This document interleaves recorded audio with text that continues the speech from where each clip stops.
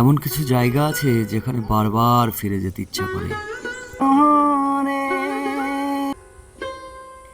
এটাও তেমনই একটা জায়গা, শুধু চোখের আরামের জন্য নয়, গাছের ছায়া আর শান্ত পরিবেশের মধ্যে প্রতিষ্ঠিত বাংলার এই আশ্রমগুলিতে এক অদ্ভুত প্রশান্তি বিরাজ করে। হয়তো সেই কারণেই এই আশ্রমগুলোর প্রতি আমার একটা আলাদা টান রয়েছে। আশ্রমে গিয়ে আজকে বেশ কয়েকজনের সঙ্গে দেখা হয়ে গেল। এই যে সঙ্গে যে ভাইটিকে দেখছেন, এর নাম হচ্ছে সোহম। বন্ধুরা, আজকে আমরা এসেছি তরুণীপুর আশ্রমে। এটাও কিন্তু অত্যন্ত সুন্দর এবং প্রকৃতির মাঝখানে নিরিবিলি একটা আশ্রম। আজকে আমার সঙ্গে রয়েছে আমার একটা ভাই সৌরভ। কেমন লাগছে ভাই? ভালো লাগছে। এই জায়গাগুলোতে অনেকদিন পরে, মানে অ্যাকচুয়ালি সময় হয় না, আগে একটা সময় আসা হতো খুব। আচ্ছা আচ্ছা। বাট এখন সময় হয় না, বাট এখন অনেকটাই। ভাই একটু গান বাজনা করে, তো ভাইয়ের গান আমরা শুনবো একটু পরে। আমরা ভাইয়ের গান শুনছি, তার আগেই মন্দিরটা চলুন আপনাদেরকে ঘুরে দেখাই।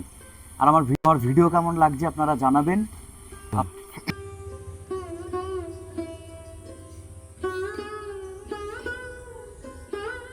পরে আরো দুজনের সঙ্গে দেখা হয়েছে, একটা ভাই আর বন্ধু রাজীবের সঙ্গে। ভাই তাহলে এই জায়গাটাই গানটা শোনাও নাকি? এত সুন্দর পরিবেশ। এখানে রাধাকৃষ্ণ আছে। হ্যাঁ, রাধাকৃষ্ণ আছে। এদিকে আমাদের ভোলানাথ আছে, মহাদেব রয়েছেন। তো আমি রাধাকৃষ্ণের একটা গান শোনাই। শোনাও না, কোনো ব্যাপার না। কি যেন? কোনটা শোনাবো? ভ্রমর করে গিয়ে শোনাও। শ্রীকৃষ্ণ বিচ্ছেদের অনরে আমার অঙ্গ যাই জ্বলিয়ারে ভ্রমর কিয়া। বাহ বাহ বাহ বাহ বাহ। তারপরে ভ্রমর কয় কি বলবে মা যশোদা, বনে এসে হারাইলাম কানাই কানাই, বনে এসে হারাইলাম কানাই। শিবরাত্রিতে এখানে অনুষ্ঠান হয়।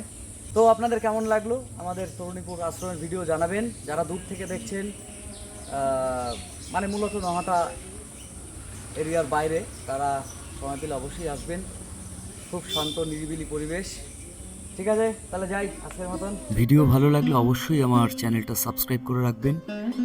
আর এইটা হচ্ছে জলেশ্বর মন্দির। খুব তাড়াতাড়ি এই জলেশ্বর মন্দিরের সম্পূর্ণ ভিডিও আসবে।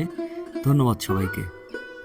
বন্ধুরা দেখছেন, যত বেলা যত গড়াচ্ছে, যত সন্ধ্যা হচ্ছে, তত মন্দিরের লোক সমাগম কিন্তু বৃদ্ধি পাচ্ছে।